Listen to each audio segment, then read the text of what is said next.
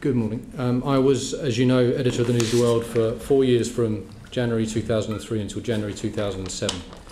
During that time, I never condoned the use of phone hacking, and nor do I have any recollection of incidences where phone hacking took place. My instructions to the staff were clear. We did not use subterfuge of any kind unless there was a clear public interest in doing so. They were to work within the PCC code at all times. I arranged for the staff to attend seminars with the PCC and the in-house lawyer, where they were given regular refreshers. I gave the reporters freedom as professional journalists to make their own judgments, and I also gave them plenty of resource. We spent money in the pursuit of stories at the News of the World, more money than most newspapers, and I make no secret of the fact. In an average week, the News of the World would publish around 100 news and feature stories. The amount of stories being actively worked on, with resource being spent on them, would be 2 to 3 times that amount. As editor, my duties, other than obviously editing the paper itself, included overseeing the marketing of the paper, overseeing the advertising layouts, campaigns, any events, and whatever else the week inevitably threw up. So I would invariably concentrate on only a handful of those 100 stories and focused mainly on the first 13 to 15 pages, the underspread, sport, the leaders, and other comment pages. I wasn't able to micromanage every story, and nor did I attempt to. In relation to the Clive Goodman-Glenn Mulcaire case, I'd like to make the following points. I never met, emailed, or spoke to Glenn Mulcaire.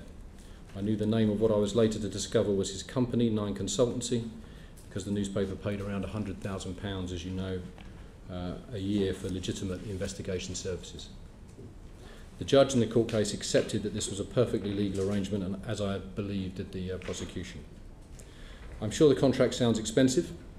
The fact is that the News of the World, where I would regularly spend 5 figures on a single story or a picture, this payment did not stand out. The extra payments paid to Glenn Mulcaire by Clive Goodman were unknown to me and were concealed from the managing editor.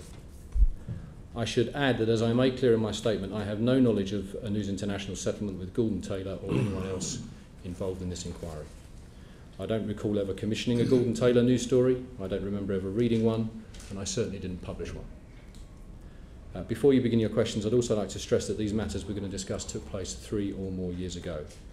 And finally, I'd like to say this, Chairman. Things went badly wrong under my editorship of the News of the World. I deeply regret it. I suspect I always will. I take the blame because ultimately it was my responsibility.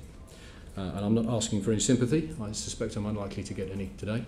But when I resigned, I gave up a 20-year career with News International, and in the process, everything that I'd worked towards from the age of 18. But I think it's right that when people make mistakes, they take responsibility. And that is why I resigned. Thank you, Chairman, for that time.